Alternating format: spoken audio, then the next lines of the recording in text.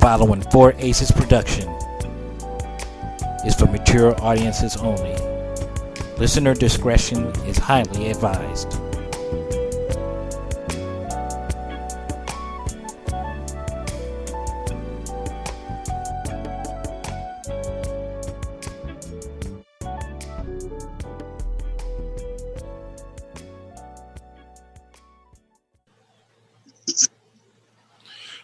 Hey, what's up, y'all? What's up? It's me, K, and I am here, as always, with my brother. Well, we can say from another mother, and that works. Alpha, what's up, brother? How are we doing today? We're back again, once again, this time to talk some comics and shit. And as always, with these episodes, we lead it with some Marvel, and we're going to do that again with the next episodes of Loki. Oh yeah, guys. This is a very, very short series. We talked episodes 1, 2, and 3 a couple of weeks ago, and gave y'all some good insight. But episodes 4 and 5 have really begun to pick shit up, and episode 6 looks to blow your mind next week. One quick second before we dive into it. In episode 8 or episode 5, there's an appearance by Frog Thor. And you called it before I could. No, hold on. This is just a side note that I heard. He grunts, and supposedly that was actually Chris Hemsworth that did the grunts for Frog Thor. Oh my fucking god! How authentic Marvel kept it. I'm gonna gush about that specifically. Okay. I'm gonna gush about that specifically in a minute. All right. So I want to hear your thoughts before I go absolutely ham over these Loki episodes. But I will say yes, among many things. It's fucking amazing. Chris Hemsworth voiced fucking Throg. I didn't catch that. That's funny. That's really fucking funny. Just a little quick factoid to jump you off there. All right, so let's dig in. So episode 4 saw us kind of at a peak. I believe did they get off Lamentis in 3? I don't think they did. When we left 3, they were stuck in Lamentis. I forget how they got off. No, when we finished off at 3.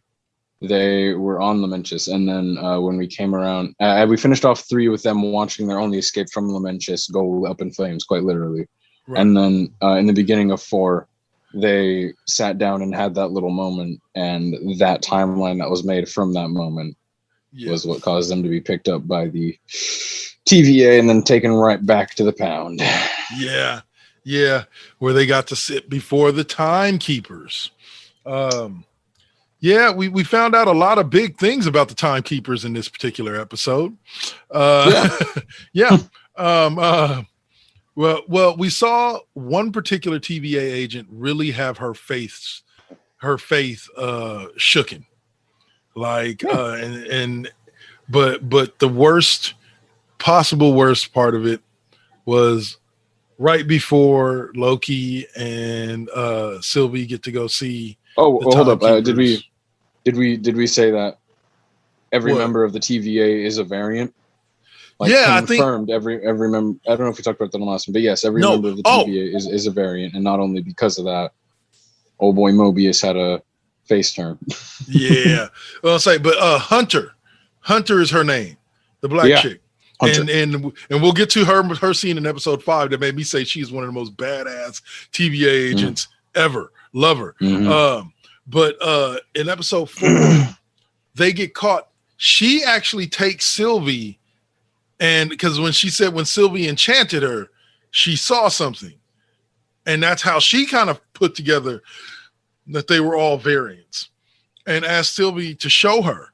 But yeah, that was a big reveal, and to find out that basically the timekeepers, whomever they are or whatever they are, decided to pluck these people to come work at this TVA and wipe their minds. But I think it's really cool that they didn't really show any flashes of her life. I think it's really cool that it was just all in her head. Usually they would the AAA budget here would go for something a little bit deeper than that. I like that only she saw it. I actually really like that small little bit, but that's just as an ad lib. Go ahead though. But yes, as Alpha hinted to earlier, we also got the Morbius face turn where he tells Reva, or not Reva, Raven or Reneva or whatever her name is.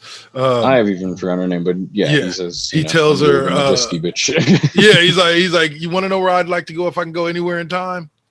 To wherever I'm actually from. That'd be nice. I was just like, damn. And so they pruned old Morpheus, and that just sucked. Made me cry a tear. And yeah, they pruned old Morpheus. They take Loki and Sylvie before the Timekeepers. Timekeepers are passing judgment and doing their thing, and I forget how they break loose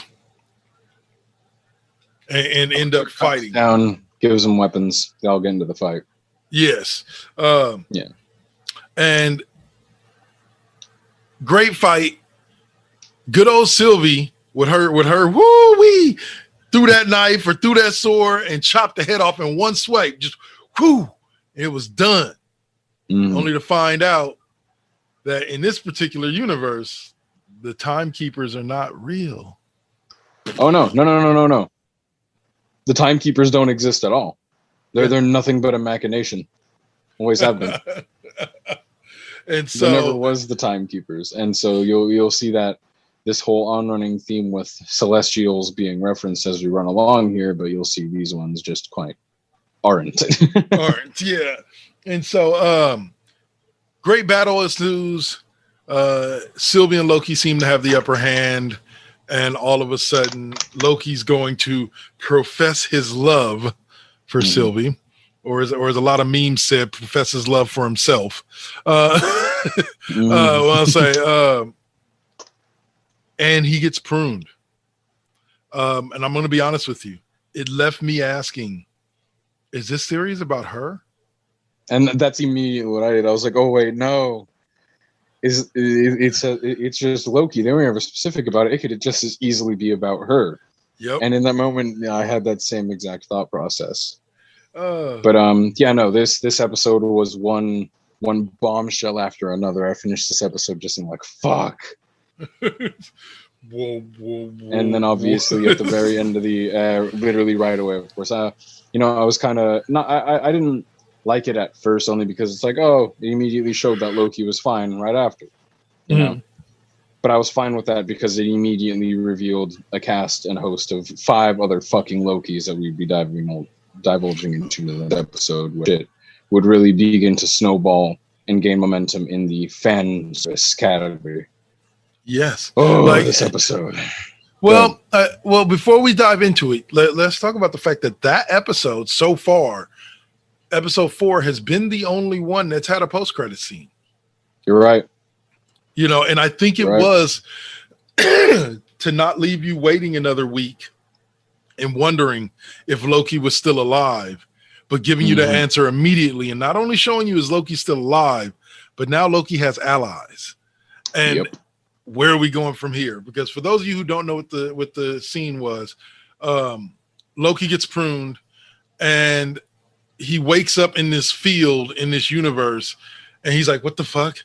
And he looks up and there's Kid Loki, an alligator, black dude that looks like more like Thor, but is wearing the Loki horns and holding a hammer, and then classic Loki. Yeah. They're like, come with us if you want to live. So of course, who's not going to trust themselves? Literally. Yeah. So that led us to episode 5, which was Journey to Mystery. This episode answered a lot of questions and gave us a lot of great moments and gave us my favorite character in all of Lokidom ever. And we'll get to him in a second. But yeah, so we open up with the scene where Loki's waking up and seeing the other Lokis.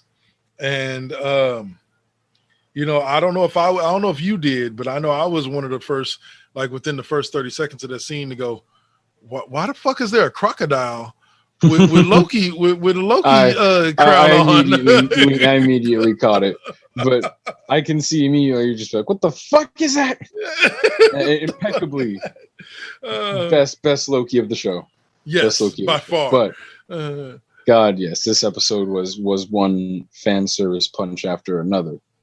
So I'm gonna roll a bit of a TLDR for this episode, so we can go right into what was fucking canonized in the MCU through this episode. And so we have our Lokis have a bit of a spat before eventually our main Loki decides to stick with the new Lokis that we found. Yeah. And after going into this nuclear warhead bunker of some sorts to chill together, they all have a nice little talk about Sylvie and everything and all their powers and everything. And through this, we find that original OG Golden Age Loki is true to the name, and as such only uses all different types of illusions instead of having any form of weapon. Whereas on the other hand, we have War Loki, which is Loki who is more akin to fucking Thor. And then we have Kid Loki, which I was way looking forward to with this. This is where shit's gonna get fucking great. And then of course we have Alligator Loki, who is the thwart to the Pet Avengers, which I'll get back into those motherfuckers later. Actual real shit. Actual universe. I know, but it's just hilarious. No, that's the point. But they have their talk, and eventually main Loki goes to leave and is stopped by fucking President Loki. And so President Loki brings him down there with his crew of marauders, and through one form of another, Lokis do what Lokis do, and War Loki betrays the other Lokis to side with President Loki, in which the marauders immediately turn on President Loki, and then President Loki gets his fucking hand bit off. And so all of our Lokis by Crocodile Loki. And so for the most part, our main Lokis leave and then find themselves with Sylvie and Mobius, who group together. Now hold on, before you go forward, I have to address the scene where Loki's standing in the corner, holding his nose, ashamed, watching himself, watching all the Lokis beat up on each other, just like, God.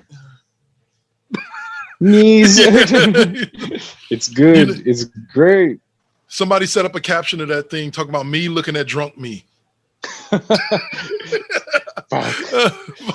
good. But no, That's but go ahead. Yeah. That's I just had to bring that up because I was like, that was an amazing scene. Yes. In this alternate universe, we find out that the guard of where they go when they're pruned is this giant cloud that takes the form of a giant horse, snake, shark, bull monster fucking thing. And for a moment, in one moment, Sylvie sees that she can enchant it. And so one of my favorite moments of the show is when he tells Sylvie that their plan was really just to fucking fight it, and she was just like, you went along with this, and they just kind of shrugged, like, yeah, of course, it's the on-running joke that all the dudes are like, fuck it, we're gonna fight it. Yep. And it took one female Loki to just be like, are you fucking stupid? I love that. That was so much better than Star Wars version of this, where the purple-haired captain made Poe Dameron look like a complete fucking dumbass in front of everyone, and Poe Dameron wasn't believable for shit for another movie or so. This was that, but way fucking better. This is what that should have been. Loved it. But through the help of and sacrifice of old Loki, they eventually enchant the smoke and find out that the entrance and or exit is the monster in and of itself. Yeah. And then they find where they have to go. I only ran through that so fast because now we get into the meat and potatoes of this. First of all, the biggest fucking Mark moment. Go ahead. Oh no, I was gonna say, before you jump into the Mark moment, we did kind of skip over one thing. And that was the reemergence of Morbius v. Morbius in the pruned world. He's the one that picks up Sylvie after she prunes herself, and she drops into the world, and he picks her up in his little car and his little pizza delivery car, and turns her around and starts running from it. And like you said, that's when she almost gets killed by Alioth, and that's when she discovers that she has the potential to enchant him. The enchantment scene itself was pretty damn dope. And like you said, with the help of classic Loki and him creating an illusion of Asgard to distract the dog, to try to destroy before, unfortunately, the Alioth ends up eating or ends up officially pruning classic Loki, and brings us to this moment where, like you said, the world rips open Alioth. They enchant Alioth and they convince him to open himself up. And you see a castle in the distance. So I assume you, as a man who has read the comic books, may have a better idea of what this castle may be. The castle. Okay. Of the many things that it could be, I was thinking of our options. I immediately went to the negative zone. The negative and or the phantom zone. No, the negative zone is the one Ant-Man went to. Yeah. Cool. Phantom zone. So instead of thinking of this in terms of things like that, I was trying to think, okay, now we're going along the lines of real top shit in terms of mystics and celestial power in the MCU. So we're looking at coming close to things like the Watchers, obviously the Celestials, and now I was thinking things like Dormammu even as we come close to this. Isn't Dormammu still stuck in that time loop? Don't know. No, he was let out. He was let out. Okay. But yeah. Honestly, I can't say what that could be yet, but not because like I want to keep it secret. No, because I can't think off the top of my head. But this episode has well furthered the love story between Loki and himself. No, it's Loki and Celia. Like they do make the cutest little couple, and even the scene when Loki's like, he's got to be distracted, and he's like, "I'm gonna do this for you," and she's like, "No." I'm like, "No, man, don't leave her yet." Yeah, he just nods and goes. It's good. It's good. But let's talk about this as well while we go into season 6 or episode 6.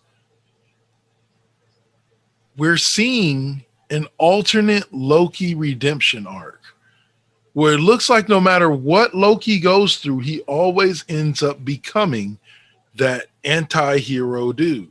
You know what I'm saying? Like you said, we saw it happen over the course of 10 years in movies, you know what I'm saying, until his death MCU, in the mainline MCU. And now we're seeing a shorter version of it in his 6-episode series. It's very important to consider that this is indeed Loki number 2. This is the Loki from the universe that which they stole the second set of Infinity Stones from. Right. This is that Loki. Our Loki is canonically dead. Yeah. And so now the only thing I have been disappointed by is I had heard that Gamora was supposed to be showing up in an episode, and maybe it's the finale, but we have not seen her yet. So that's disappointing so far. That is true. So now, actually, let's work our way backwards. So among the many things in the wreckage that I marked out with and that we saw canonized through this amazing fucking episode, we saw the head of a Celestial, my personal favorite, the one who is tri-headed on each side. Yeah. We saw his head in halfway in the dirt, which was fucking awesome. We now have it full canon. Fucking Throg exists in the MCU. Throg is fucking canonized. And he was in his little jar, which is amazing.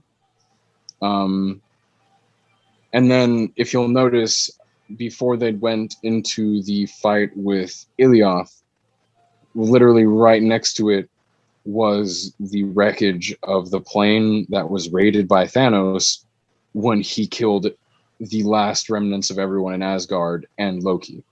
Really? So you can, if you literally the first shot, the shot where it's him and Sylvie first, like facing up with Ilioth, if you look literally right to the left, that's the ship right there. That's the ship that Thanos literally killed all them motherfuckers on. Wow. Yeah, I didn't notice that. See, go ahead. And probably the biggest thing that I fucking marked out about the entire episode, the fucking Thanos copter is canonized in the MCU. Thanos copter is canon. Most people are like, what the fuck is a Thanos copter?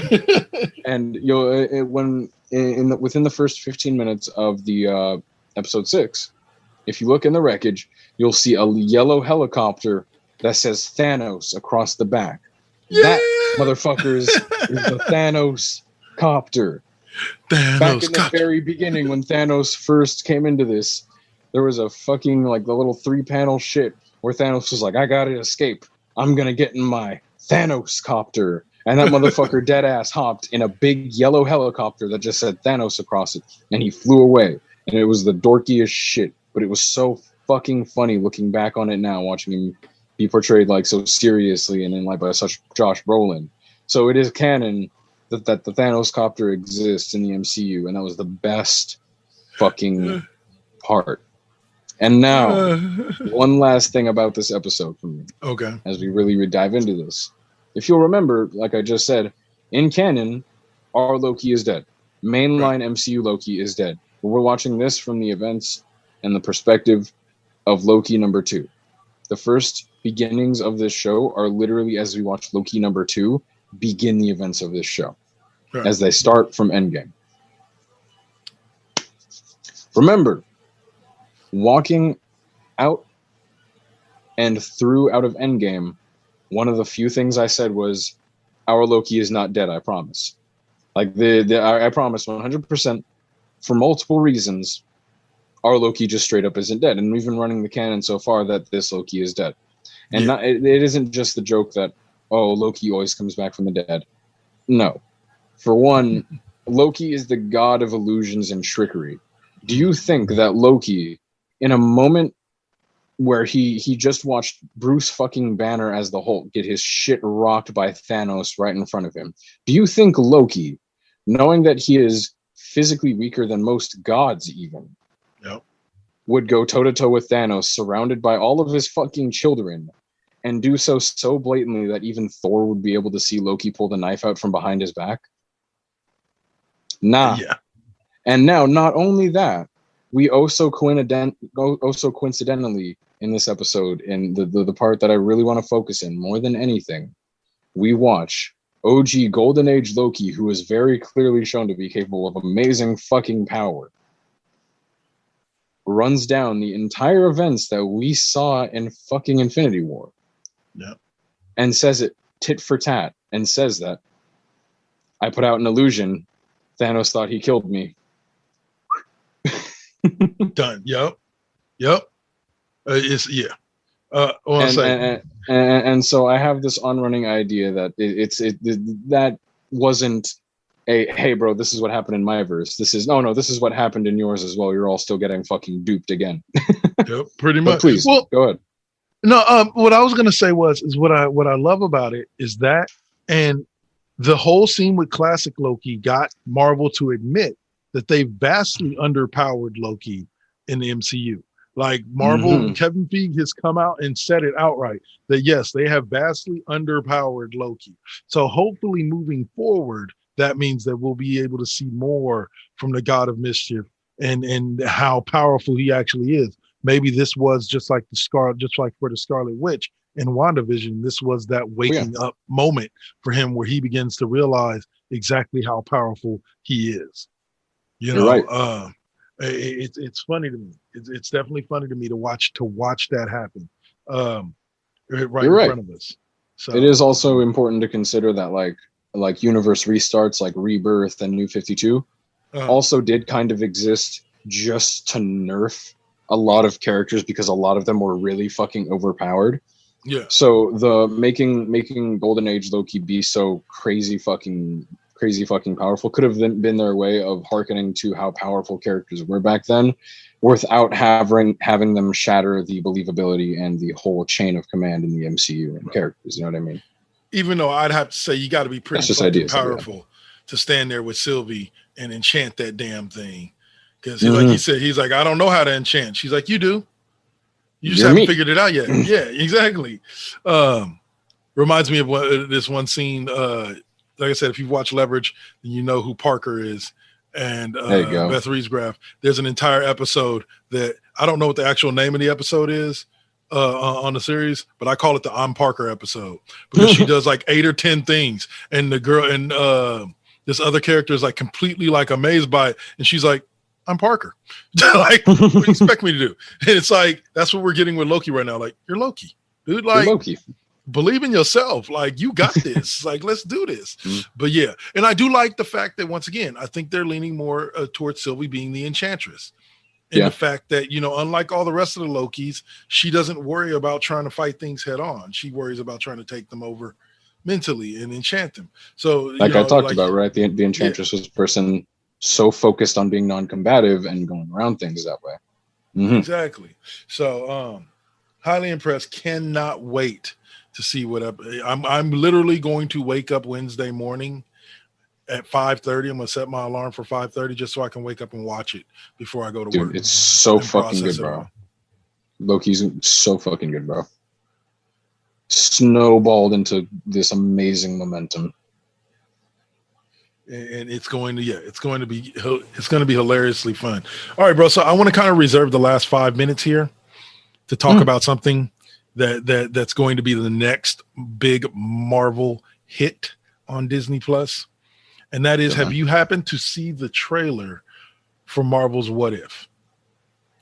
I have not. I do know what If is about only because I read about it when it was released, and I've been reading some stuff up leading up to it, but I was not aware that the trailer is up, though. Please.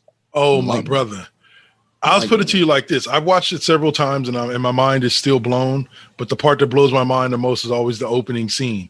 It's Tony Stark in fucking the Iron Man thing. The ship blows up.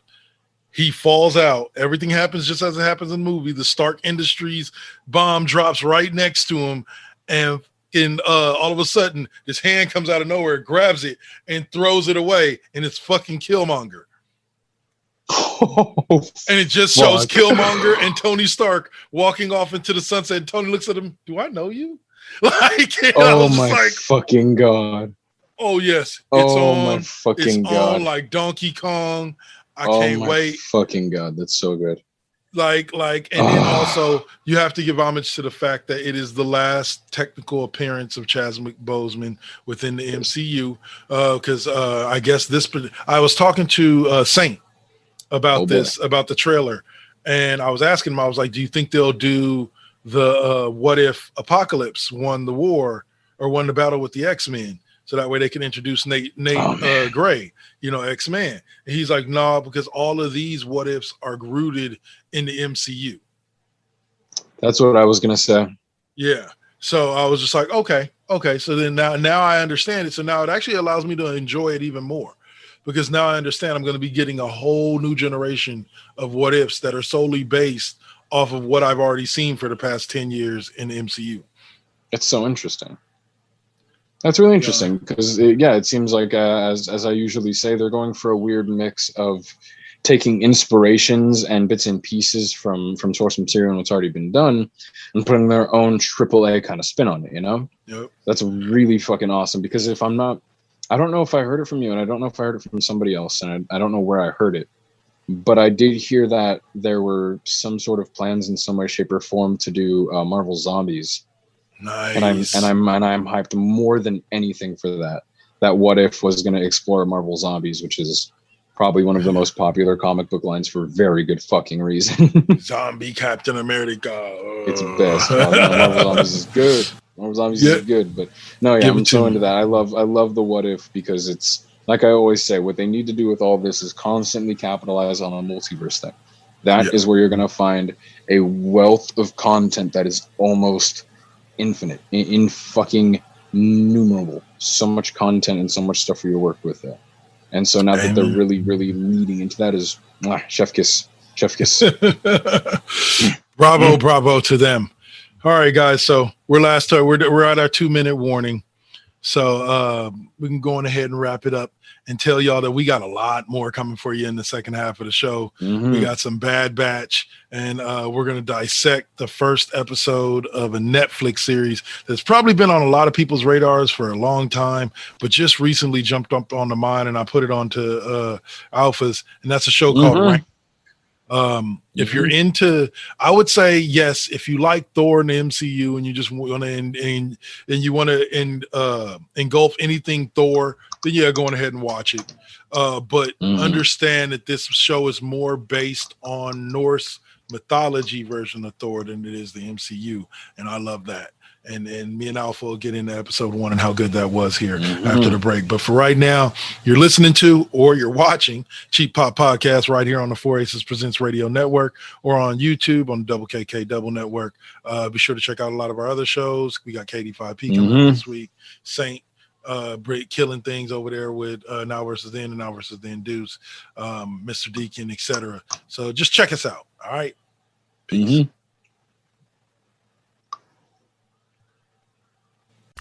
You're listening to the Cheap Pop Podcast right here on the 4Aces Presents Radio Network. Spreaker.com, iHeartRadio, Spotify, Apple Podcasts, Google Podcasts, and wherever you may find your favorite podcasts. Hey listener, Dutch here from Voice from the Underground, the podcast. My co-host and I want to invite you to check out our little corner of the podcast verse. At Voice from the Underground, we talk about all the crazy happening around us and try to make a little bit of sense out of the nonsense with little to no results. If the idea of hearing three semi-intelligent, outspoken nerds talk about politics, social issues, current events, sports, movies, pretty much anything that we decide to talk about because, well, it's our show, appeals to you, grab your shovel and come on down to the underground, and then consult a qualified psychotherapist. Find us wherever you get your podcasts, just not where you buy your weed. Voice from the Underground. Game ticket, $50. Hot dog, $8. Team store item, $25. I told him I can beat him with one hand tied behind my back, with some glasses on, with one eyelids out, with some flip-flops on in the rain. Having you listen to someone's dumb sports opinions? Worthless. Some people shouldn't talk sports. For everyone else, there's the Unspoken Podcast, available on most podcasting platforms, and on the web at theunspokensportspodcast.weebly.com. And we are back, y'all. What's up? It's Double KK Double, and I'm here as always with the one and only Alpha. Sir, how you doing? Here for the second half of the show now. And we're going to be diving straight into some Bad Batch now. This show is quickly gaining just as much momentum as Loki, in my opinion. But, God, just the fucking cast of characters. I fucking... I'll tell you this right now. Every time somebody says the name of that show, I hear this bad 80s theme song go through my head. Bad Batch. Anyway. All right, so look. This episode 11, is the one we're going to jump with. Episode 10 was pretty good, Common Ground. Really showed a lot of Omega and kind of isolating her as a character and showing you some more personality out of her. Absolutely. But episode 11 just took it to a whole nother level. I was just saying to Alpha while we were off air that one of the things I love about Star Wars series, not just individual movies, but just series, is they have this tendency to have an episode or two that is not based around the core players in the story. Like there were multiple episodes in Clone Wars that were not really about Rex and the main clones that really kicked off the story. There were plenty of them that involved them, but there were plenty of them as well that had absolutely nothing to do with them. And this was an episode that was like that. We're dealing with an Outer Rim world. I forget the name of it, but it's one of those scenes like we saw earlier in Bad Batch where the Empire has now come and take over, and they've convinced the senators and the top people from there to try to convince their people to go along with it. And these people were giving, in this case, it was to convince people to give up their guns. And of course, the Empire always has something sneaky going on. So I'll start, but before I finish off the actual storyline of this particular episode, I'll tell you this: the Bad Batch and Omega only show up once in this episode. There you go. Once. Like the entire episode is about completely different characters on this planet that are fighting for their some that are a part of the rebellion against the Empire within this country, and then the others that are trying to work with the Empire. And it created a narrative that is classic Star Wars. Good versus bad. Bad always does something really bad, and then bad turns on bad. And that was basically, if I had to break it down to its simplest, like elementary points, that would be the Devil's Deal. You're right. But at the end of the day, it was another great episode because it didn't need the Bad Batch in it, even though Crosshair is in this episode a lot. Yeah. So there is one member, but he's fighting for the Empire. So, but yeah, it's not as in your face as it usually is. Right. Yeah. You know, well, you're not centering everything around Omega and the Hunter team. And the team. You know what I'm saying? You're giving other people not only screen time, but time to tell stories. And yeah, I was thoroughly impressed. I assume that Bad Batch, that the guys themselves will somehow become involved in this conflict at some point in the near future. But for this episode, it wasn't about them. It was about setting up this story. So any thoughts on this particular episode? Of course. Like I always say, Star Wars' best trait is always at its world building, is at its peak. You know, George Lucas can be crammed for many things, but you can't say he's not the best fucking world builder of all time, because Star Wars is great at building a world that feels lived in, and like there is events happening in the world, and the events happen because of the world, not the other way around, like so many stories do, where the world is created around the events. Yeah. No. George Lucas is great at doing this, and it shines through in so many different ways. And throughout the stories of the Clone Wars, we have lots of episodes like these where we diverge into characters not Ahsoka, not Anakin, not even Obi-Wan, you know, and we have characters fully based around them, and we rarely see them throughout the episode. And those are some of still even the most entertaining episodes throughout the entirety of the show. This is one of those. Yeah. And I always love episodes like these. They're great to fucking have. You know, even if you want to break it down to even when they do this with movies, in my opinion, of the last crop of Star Wars movies, Rogue One is probably still going to be the best one, in my opinion. Exactly. Probably because of the premise of the fact that it's not a large dot in the story of the rebellion versus the Empire. It's this little moment that could be so easily forgotten despite how much sacrifice went into it. You know, it's one of those little things. It's something so little and small and detailed in the larger part of the universe under a magnifying glass. That is Star Wars at its fucking best. Well, for me, where it was amazing was on the big screen, it filled in the gap between episode 3 and episode 4. And I mean, it did it perfectly. You know, and of course, you know, you can't talk about that particular movie without talking about that particular ending that was, like I said, that led us directly into the beginning of episode 4 of Star Wars, which came out, 30 years its predecessor, or 30 years before it, you know, but you're right. You're right. And I think that stories that not only fill in gaps, but fill in gaps without having to use the main roster to do it. That's where I say I think that the Bad Batch will become involved in this particular scenario at some point in the next episode or two. There's supposed to be 16 episodes in the first season of Bad Batch, so we got another 4 or 5 episodes. So I have a feeling that we're going to come back to that planet and that resistance that's going on there. But like you said, it told a great story without having to use the main characters at all. Yeah, you're right. Sorry, man. Let's get into this. For y'all that don't know, okay, Thor is not just a Marvel. It's not like somebody sat down at Marvel and said, you know what? I'm having this dream about this blonde guy with flowy hair, and he's like holding a hammer of sorts. and he can make lightning come down from the ground. Like, nobody sat at Marvel and said that shit and decided to create Thor, the animated character. Thor, the surprise. Jack Kirby was not the originator of Thor. Right. Norse mythology told of a man named by the name of Thor, who was the son of Odin.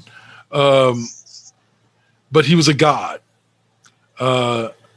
And let's just say this particular show takes such an interesting twist to it. We've spoken about this before when we spoke about Gotham and the way that they did the Joker character on Gotham, and how Joker was more of an idea than he was an actual person. There you go. Anybody could be the Joker. This show kind of follows the same thought process when it comes to Thor. That yes, there are chosen ones, etc., but Thor is not somebody that's always the same person. That's, you know, it's Thor, you know, within this 1,000 years, Thor may be this person. Within the next 1,000 years, Thor may be somebody else. And in episode 1, you get introduced to several characters. The main character, Magni, which this show is, I'm going to pre-warn you guys right now. If you go watch it, it's a little bit difficult to watch. I actually have my subtitles turned on and the dub. So me too. Me too. It's kind of interesting watching it that way because not everything directly translates over to what they say on the dubbed. Like, so you can see what they really meant in the source material, which is right. Even fucking better because you can see what they really, what the words they exactly meant to use in the source material, which I like that. Really, right. So you were introduced to Magni, his brother Laditz, who, once again, I've said this multiple times to you before, does dude not look like a young Tom Hiddleston? He does, and I was going to point that out. That I looked at him and I was like, man, he literally just shades of a weird 13-year-old Tom Hiddleston. Hold on to that. But yes, and then you're introduced to the Jutus, you got and Fjord, and a lot of it's Swedish, y'all. Like the entire movie all Icelandic. It is all Icelandic shit. I forget what the sister's name is. Damn it. Sexa. Yeah. Sexa is her name. And then you're introduced to and had it taken away from you in episode 1. My favorite character is Isolde. Yeah. Like, and man. So, man. We have this classic story of new kid comes to small town and fucking hates it there, gets pushed around immediately, finds one obscure friend, and we go from here. But now, obviously, we have a Nordic twist on this. Yes. While you are already very far ahead of me, I'm still walking into this, but I'm walking into this as somebody who is fucking obsessed with mythology. More specifically, Norse mythology. I fucking love most kinds of mythology like this. I study up on it in my free time fucking extensively. And so now, as somebody who's only seen episode 1, I want to dive lots into what I see already and what I already know. But before I do that, the final, as you said, this episode ended with him losing his first immediate friend there, Isil. Yeah. And this is important because I do like the story beat of we have someone who's had nothing, and then for just a moment they see what it's like to have something, and then it's ripped away from them brutal. Yeah. And so she's taken away by the end of the episode, she spends the whole episode hyping up how she wants to go gliding with him. By happenstance, she has to do it alone, and by the end of the episode, she's coming down, gliding, hits a power line, shocked, dead on the spot. Yep. I do want to say, to be there, to see it. Yeah. I just do want to note that it is really, really interesting that she's built up to be a pro paraglider, but as she's just falling in circles as if she's not in control, and then hits the wires. And then when she hits the wires and comes to the ground, despite suffering burn marks, her nose is busted. So I do just want to cling on to that as we roll along here, but how about we finish that statement, how about we keep playing Eagle Eye with Alpha, huh? And let's start right from the beginning. From what I know, the old hapless old man is very clearly some form, shade, reference, or avatar of fucking Odin. 1, because the man only has one eye, and 2, because Odin is known to get into humane affairs by masquerading as a hapless old fuck, doing absolutely nothing. He's picked up by an old woman who sees a little bit of something in our main character here, and it's very important to note that Odin is notoriously surrounded by a group of hags and witches that constantly keep his counsel. Yeah.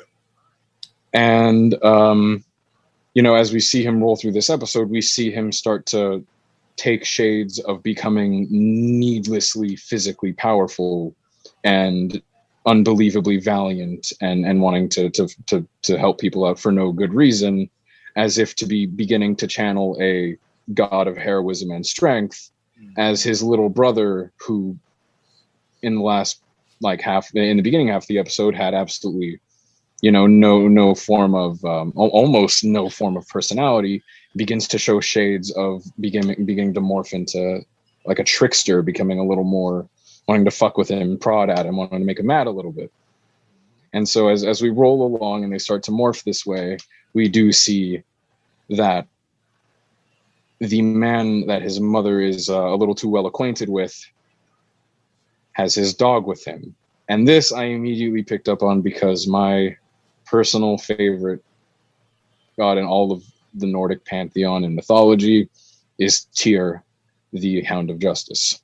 Okay. Tyr is a one-handed man who is known for willingly giving it and putting it in the mouth of Fenrir, the frightful wolf god. Wow. And so you see, interesting here, how the man who has a dog named Tyrm mysteriously takes off all of his clothes, channels wolf-shaped eyes, hunts down a deer, and rips its fucking heart out and then eats it. So I'm of the belief that he is channeling or beginning to channel some form of Fenrir as we run along here. Okay. And then shit, is that it? Well, obviously he just threw his fucking hammer out and that was the greatest scene. He just randomly picks it up, looks at it. Whew. Literally. I'm mad. Fuck this hammer. Yeet. Good night. And then the fucking hammer in the distance, fucking thunder goes off, and he looks at it like, "Oh fuck, what have I done?" It's the best, you know? And obviously, yeah, you can see as we go along here, the weather, specifically the rain and thunder, begins to correlate directly with his emotions. Mm-hmm. Yeah, amen. As anyone can see where this is leading, but the way that they are doing it is subtle in all of the best ways. And let me tell you this. By the time season 1 is over, and season 1 is only 6 episodes. By the time season 1 is over, or should I say it like this? Netflix has a history of slow rolling things. Mm-hmm. I brought it up when we talked about each one of the Marvel series, how they didn't show us Daredevil in his full uniform until the end of season 1. You didn't really get the Kingpin Daredevil fight until the end of season 1. Same thing with Luke Cage. You didn't really see him in the yellow shirt and all that until the end of the season. Again with this, Netflix slow rolls you to what you already know is happening. I will say this: as you watch, pay attention to that family, because I'm thinking with the way that you're looking at it now, I think there's going to be a nice swerve in it for you. There is. I'm betting. Yeah. And I will say this: the movie, the show doesn't have a lot of fight scenes right now. Throughout the first season, there's a lot of storytelling that goes on. But when they do have fight scenes, they're fucking badass. I'm ready. They are fucking badass. I'm into it. Without giving away, I want to let you watch it and have that same thing that I did, because this show was recommended to me by a friend of mine. Her name is Rita. Happy birthday, Rita. She got a birthday coming up. Birthday. We'll say she was introduced to me by her, and then I recommended it to Suave from West Coast Bias. He binged the entire series, season 1 and season 2. Called me the next day and was like, "Dude, you need to watch this shit." Now, mind you, I had only gotten about 2 episodes in. I was like, "Ooh, I like it," but I'm kind of pissed that they killed off his soda in episode 1, man. Like, fuck this show. I'd take a break from the show because I was emotional over that shit. Like, that's my girl, man. Like, I like that bitch. Like, why, man? And so, like, but my little sis got on me. She got me to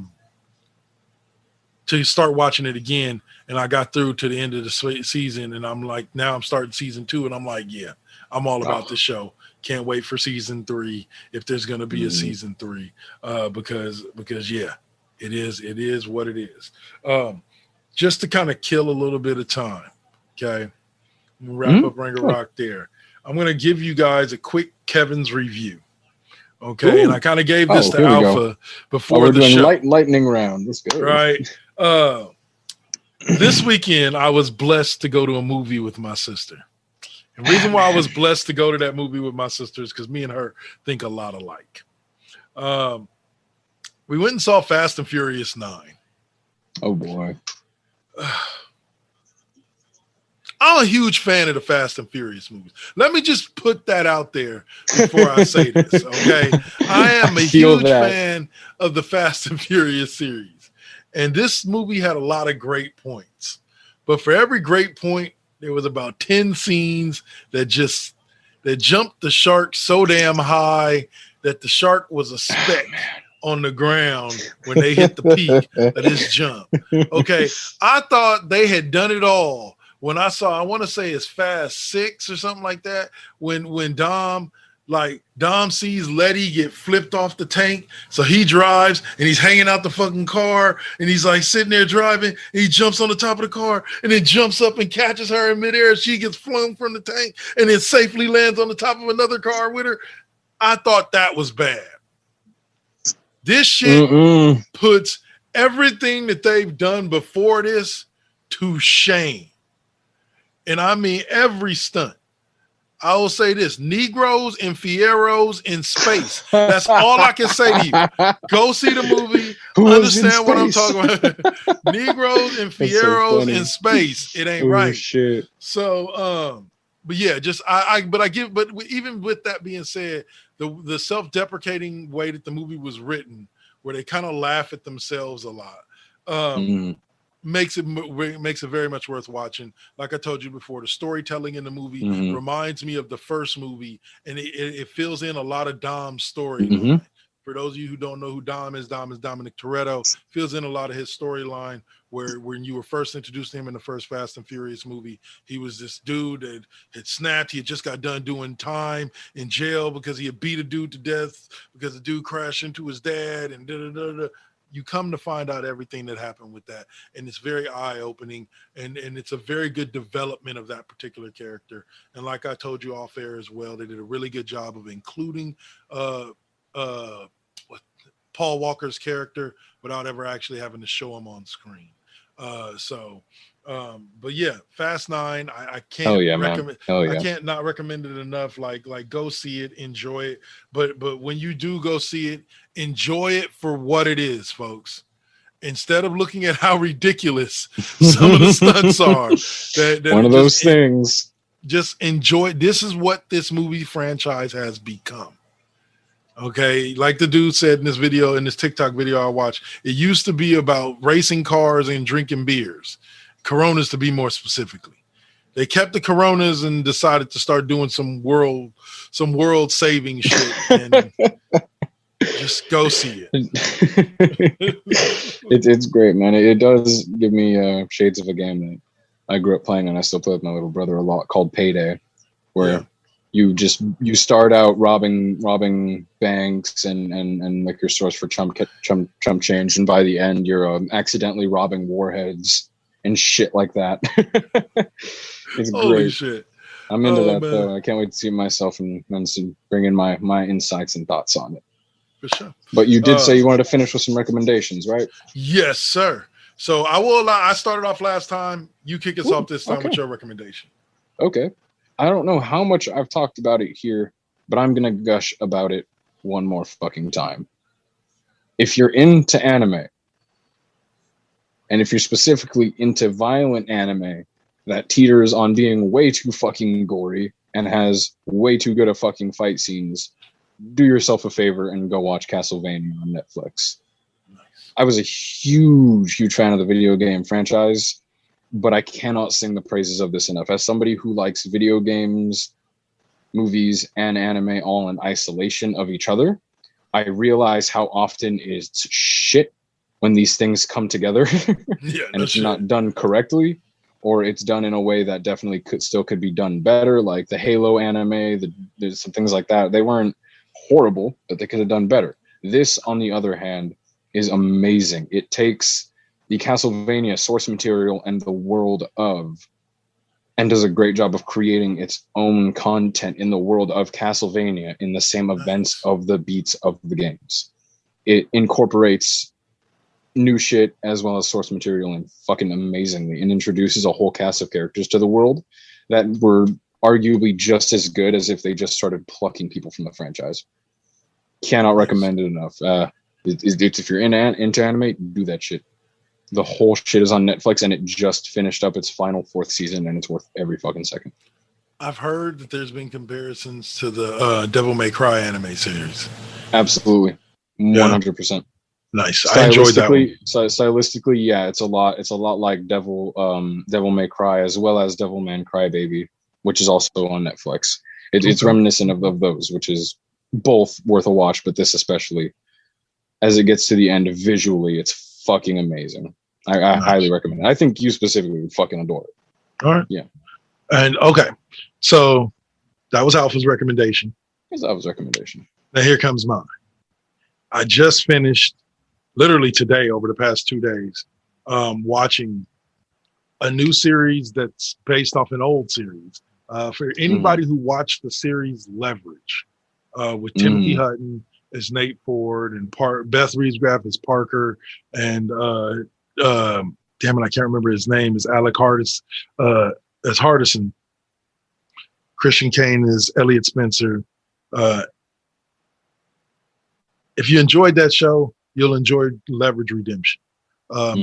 They didn't bring back Timothy Hutton. He no longer wanted to play the Nate Ford character. So his character has actually been killed off in this series. We opened with the fact that Nate Ford has passed away. But Nate Ford's death is what brings the crew back together, and they brought back pretty much all of the originals for the first episode or two, and then the guy who played Alec Hardison left and doesn't come back before the end of the season. But it was good seeing Hardison again for the first couple of episodes before he's replaced by basically his cousin or his little sister as the new hacker for the crew. So basically you have the crew of Sophie, you have Noah Wiley playing this lawyer named Harry Wilson. You have Beth Reeves-Graff as Parker. You have this other woman as Parker's, as Hardison's cousin or sister. And then you have Christian Kane as Elliot Spencer. And they're doing jobs the same way that they did jobs on Leverage. And it was just, like I said, it was just nice to see the band back together. If you enjoyed it, it's only 8 episodes for the first season. Okay. Get another one. It's on IMBD TV app, and it's free. It has commercials in it, but it's free. So I thoroughly enjoyed it myself. I hope that somebody else can get some good viewing out of that recommendation. Like I said, if you enjoyed Leverage, brother, I think you should check it out as well. It's like I said, there's I said earlier, there's an entire episode in it that I don't even know the name of the episode. I just call it the I'm Parker episode because Beth Reeves-Graff does like 8 or 10 things that leave people with their mouths dropped, and her response to them every time is, I'm Parker. I'm Parker. And they're like, how did you do that? I'm Parker. Like, she steals like not to give away too much, but there's an episode where they're on this riverboat. It's this episode. They're on this riverboat, and there's this pearl sitting in the middle of the thing. And at the end of it, Parker pulls it out, and she's like, here. She gives it to the new girl. And the new girl's like, but how? You never even went near. You were never at any part of the boat near the. How? And she just walks up. She's like, I'm Parker.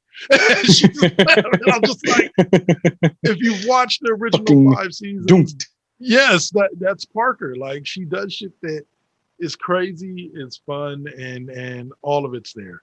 So, that's so good, man. Leverage Redemption. That's especially for any Leverage fan. I say that's my recommendation for this one. All right, man. So we're down to our 2-minute warning. Let me tell the people, be sure to catch us next week. We'll be talking some wrestling. It looks like we'll probably, no, Money in the Bank isn't until next Sunday. So unless you want to record on Monday, we won't be doing Money in the. Well, one way or another, we'll either be doing results and reactions, or we'll do preview. Yeah. So one way or another, we'll be doing Money in the Bank next week, and we'll be getting back to them big sweaty men. And then in 2 weeks, we'll get back to talk the Loki finale. And by then we'll be a couple more episodes into Bad Batch. And we'll hopefully have a little bit more information about the What If series to talk to. Man. But that's it for us this week. Be sure to click and subscribe, my friends. And Alpha, last words for him, brother. You know how it goes. It is a hot summer day, and we are coming at you once again. Now we're going to be coming at you next week with some big sweaty men. Ah, man, I'm so hyped. I'm so hyped. Please be safe, my people. And before we go, Loki Cest is fucking confirmed and canon alongside with the Thanos fucking copter. I am juiced and we're rolling. Peace. Hell yeah. And Crocodile Loki is still my favorite Loki. Peace.